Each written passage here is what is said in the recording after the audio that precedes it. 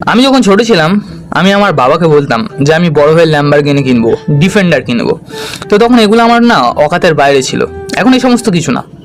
তো যখন আমি এই সমস্ত কথা আমার বাবাকে বলতাম, আমার বাবা তখন একটাই কথা বলতো যে বাবু, নিজের কাজের ওপর ফোকাস দে, তুই তোর সমস্ত স্বপ্ন অ্যাচিভ করতে পারবি। তো আজ আমি এখন 3.5 বছর ধরে ট্রেডিং করছি। যখন আমি ট্রেডিংয়ে পা দিয়েছি তখন আমার বাবা বলতো, মানে গ্রামের মানুষ যেহেতু গ্রামের মতনই মেন্টালিটি থাকবে, তখন আমার বাবা আমাকে বারণ করতো যে বাবু, ট্রেডিং করিস না, এগুলো একটা জুয়া খেলা, এগুলো একটা স্ক্যাম, এগুলো গ্যামলিং। বিশ্বাস করো বন্ধুরা, আমি আমার বাবার কথা শুনিনি।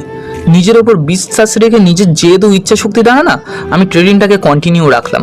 আর আজ আমি শুধুমাত্র ট্রেডার নয়, প্রফেশনাল ট্রেডার।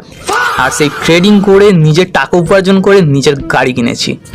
শুধুমাত্র গাড়ি কিনে নিয়ে আমার 4টে স্টুডেন্টকে সেই গাড়িতে করে বসিয়ে না তাদেরকে ইন্সপিরেশনের জন্য আমি তাকে গোটা আমার এলাকা ঘুরিয়েছি। এটা আমার কাছে খুব প্রাউডের একটা ব্যাপার।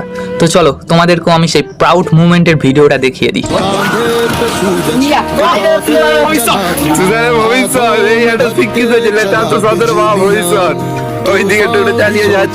তো বন্ধুরা, শেষে তোমাদেরকে একটাই কথা বলবো যে নিজের প্রতি যেহেতু ইচ্ছা শক্তি থাকলে না যে কোনো কিছু কিনতে পারো, সেটা রোলস রয়েস হোক বা টুটো।